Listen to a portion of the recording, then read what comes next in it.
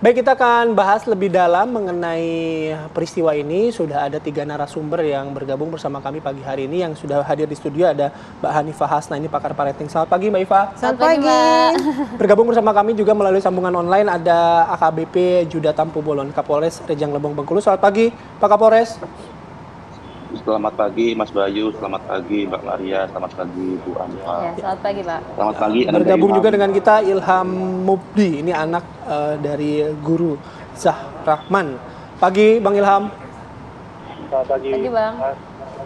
Baik, saya langsung ke Bang Ilham terlebih dahulu. Bang, kondisi Bapak sampai pagi hari ini bagaimana? Untuk kondisi Bapak untuk pagi hari ini sudah berangsur memulih pasca operasi, tapi masih dalam keadaan masih lemah, masih diinfus.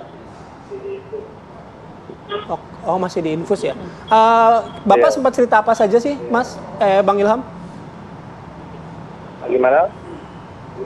Bapak sempat cerita apa saja ke Bang Ilham, mungkin ke anggota keluarga lain soal peristiwa yang kemarin?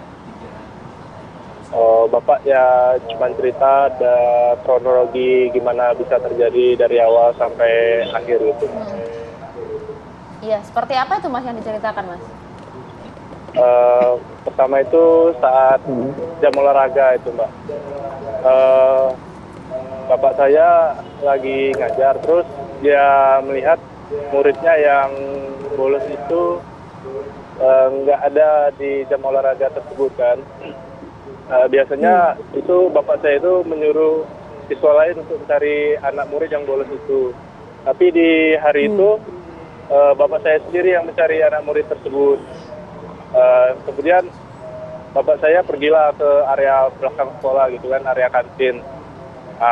Disitulah bapak saya bertemu dengan anak dari wali murid itu kan, yang bersangkutan anak dari pelaku.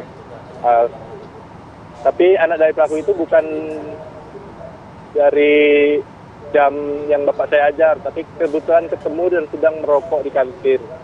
Jadi bapak saya spontan untuk menegurnya kan, dengan cara spontan menendang kaki anak tersebut.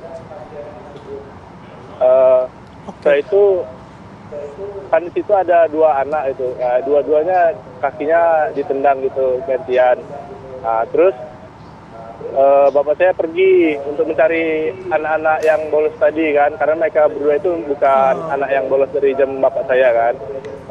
Setelah bapak saya mencari tersebut, terus mau pulang ke tempat ngajarnya tadi kan, di lokasi ngajar, tiba-tiba orang tua dari wali murid tersebut sudah datang di podium sekolah mencari bapak saya.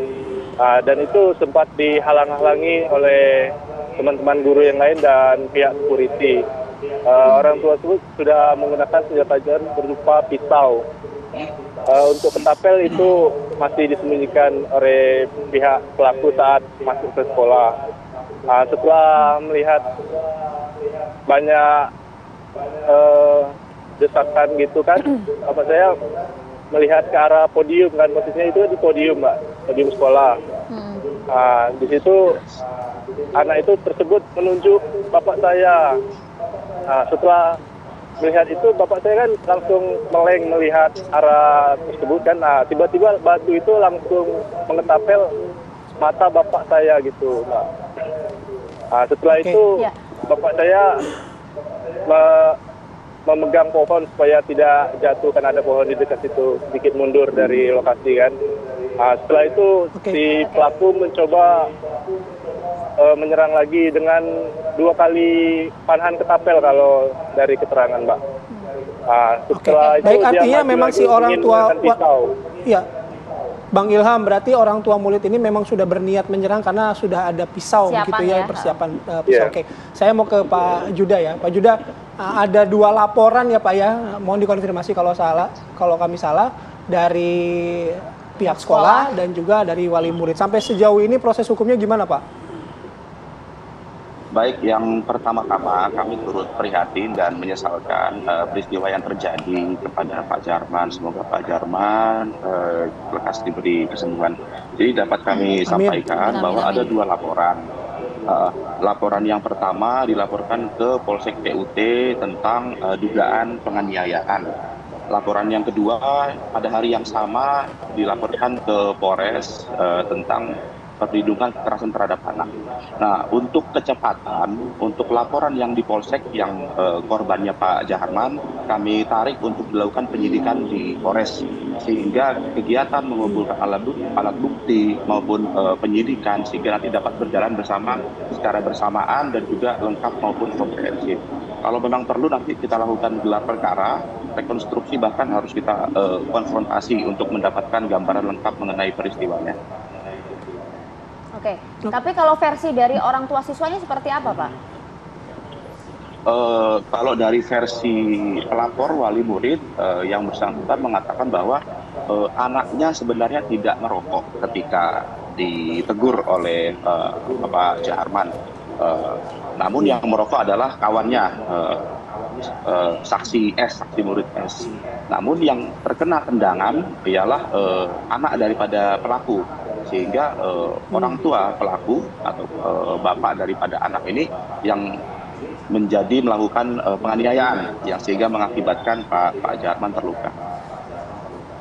Oke, baik.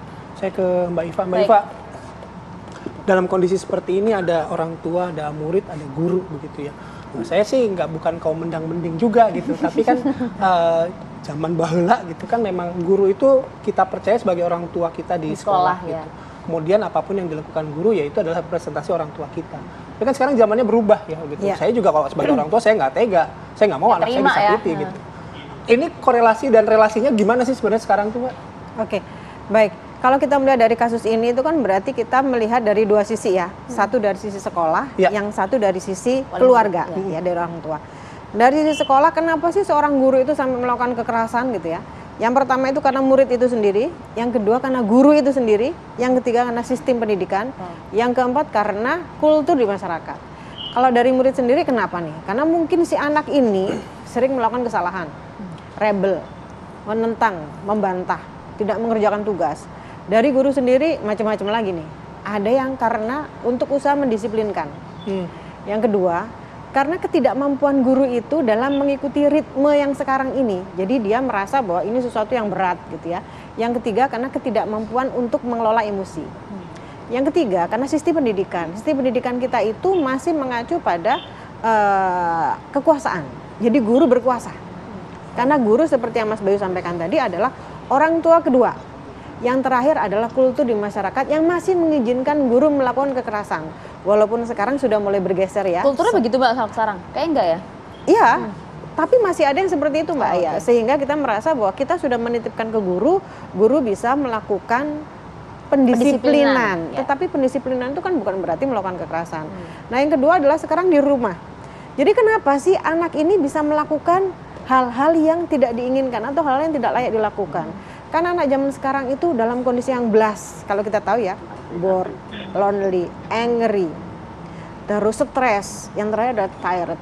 Jadi dia merasa bahwa dia itu bosan dengan segala sesuatu yang dia jalani setiap hari. Kesepian, karena ayah ada, orang tua ada tapi tiada. Marah dengan apa? Karena marah ketika orang tua tidak mendukung, ketika dia cerita pun dia tidak direspon. Terus stres dengan kegiatan pelajaran, proses belajar mengajar yang sangat berat. Dan akhirnya dia jadi yang terakhir lelah dengan semua itu gitu. Sehingga ini yang menjadi cikal bakal seorang anak melakukan kegiatan-kegiatan atau perilaku yang menyimpang. Oke, baik. Itu dari faktor keluarga gitu ya. Tapi kan ada relasi juga orang tua murid dan guru nih harus diperhatikan juga. Kita bahas sesaat lagi ya Mbak ya. Saat lagi untuk Anda pemirsa. Ya, kita lanjutkan lagi, Mbak Iva. Tapi kan artinya apapun yang dilakukan dengan tindak kekerasan, baik itu oleh orang tua siswa dalam konteks ini maupun guru kan tidak dibenarkan kan, Mbak. Khawatirnya dampaknya terhadap anak seperti apa? Betul kata Mbak ya tadi ya. Jadi semua ya, baik orang tua, guru, siswa, kita pun orang tua tidak boleh. Karena ketika kita melakukan, sebagai orang tua nih ya, ketika kita melakukan kekerasan, itu akan menjadi memori ya, di coping strategi bagi anak-anak. Oh ternyata ketika aku ada masalah, aku pakai kekerasan. Penyelesaiannya. Karena itulah yang dia lihat. Kenapa dia melakukan kekerasan? Karena biasanya orang tua atau orang yang melakukan kekerasan itu menggunakan otak bagian bawah, itu otak reptil. Jadi ketika ada masalah ngamuk aja dulu gitu, biar semua diam, biar semua tenang, biar cepat selesai. Padahal ada hal lain gitu, ada otak bagian tengah itu namanya otak mamalia atau tempatnya berkasih sayang, tempatnya marah, sedih, benci, bingung gitu ada di sini. Nah itu biasanya membuat anak itu menjadi merasa berduka, seorang orang tua menjadi cinta sama anaknya. Dan otak bagian depan itu otak manusia yang justru jarang dipakai. Ini isinya adalah apa, kenapa, bagaimana. Nah ketika yang kita gunakan hanya otak bagian sini, semua permasalahan akan selesai dengan kemarahan. Tapi tidak ada solusi. Nah padahal dengan kita diam beberapa saat, kita itu sebetulnya memberikan oksigen yang mengarah ke depan untuk menyelesaikan berbagai macam permasalahan. Nah ketika sudah terjadi kekerasan, yang repot adalah semuanya gitu ya. Nah orang tua menjadi salah, harapannya kan orang tua memberikan perlindungan kepada anak. Tetapi perlindungannya justru menjadi masuk ke ranah pidana. Pidana itu tadi. Baik, saya ke Pak Kapolres ya. Pak Kapolres, kalau tadi Pak Kapolres sudah bercerita soal proses hukum gitu, masih mengumpulkan bukti dan lain sebagainya. Apakah mungkin masih dibuka pintu katakanlah mediasi satu gitu, bisa nggak itu Pak? Untuk proses mediasi kami kembalikan kepada kedua pihak, Mas Bayu. Namun untuk saat ini kami sependapat dengan Bu Iva bahwasanya memang kedua versi mungkin kedua belah pihak punya versinya masing-masing.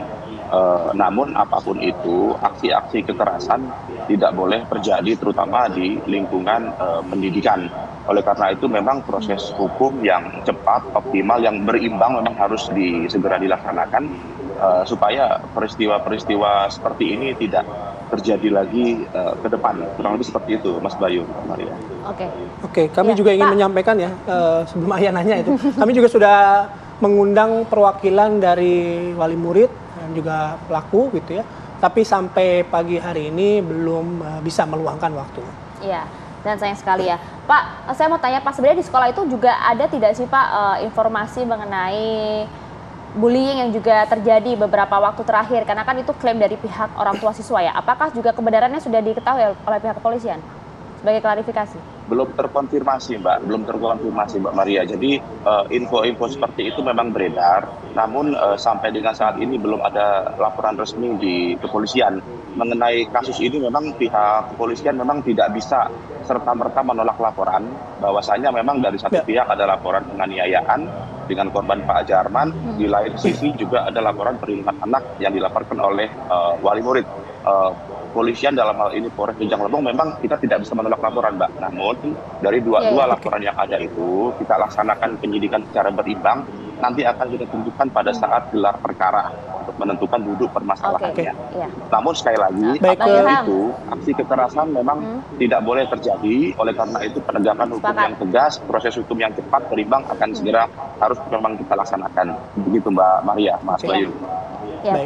Siap Pak, terakhir saya mau ke Bang Ilham. Bang, ini kan prosesnya sudah berada di proses hukum, masih berjalan begitu ya. Harapan dari pihak keluarga, termasuk orang tua Anda seperti apa? Kalau harapan dari pihak keluarga meminta pelaku dihukum secara hukum yang berlaku di negara ini.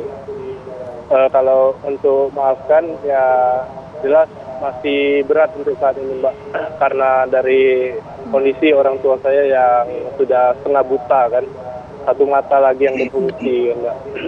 Ditambah dengan penyakit diabetes yang diderita, jadi luka itu akan semakin lama sembuhnya. Baik, terima kasih Mbak Ilham, semoga lekas sembuh ya ayahnya. Pak Kapolres juga terima kasih waktunya pagi hari ini, Mbak Iva juga terima kasih waktunya pagi hari ini.